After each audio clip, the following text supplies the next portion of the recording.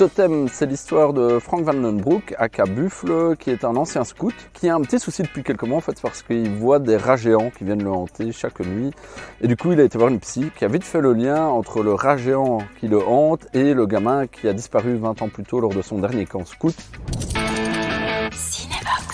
Pour essayer de résoudre ce problème, elle lui a conseillé de faire une sorte de revival avec les anciens scouts et de reconstituer la dernière journée de ce scout qui a disparu. Et voilà, de fil en aiguille, on se rend compte qu'ils ont un peu harcelé ce pauvre Ludovic. Eux-mêmes, avec 20 ans de recul, se rendent compte aussi que la disparition de Ludovic est peut-être indirectement liée à ce harcèlement qu'il a subi aussi. Finalement, l'histoire proprement dite est plutôt dramatique.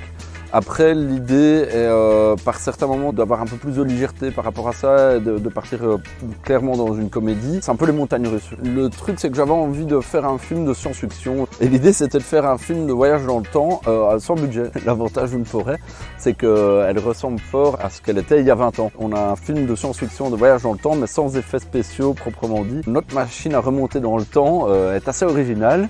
Sans trop spoiler le film, voilà, il remonte dans le temps à travers la feuillée. Donc voilà, et après on vous passe toutes les analogies et toutes les métaphores qu'il peut avoir en replongeant dans le temps, en plongeant dans ses propres excréments. Ça en dit long sur l'histoire.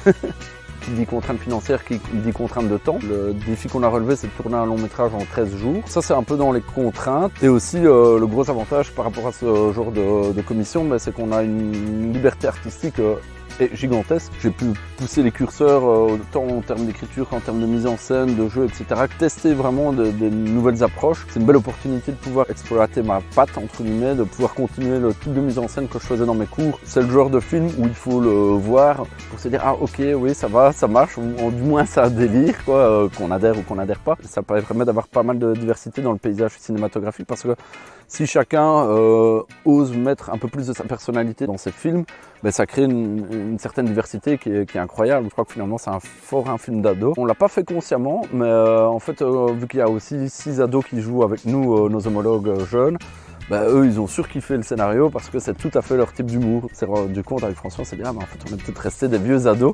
Dans les adultes, on a tout d'abord François Neikel, on a écrit Totem ensemble donc depuis 1 an et demi. Il y a Quentin Marteau, il y a Céline Perret, il y a Xavier Seron, Pablo Andrés et moi-même.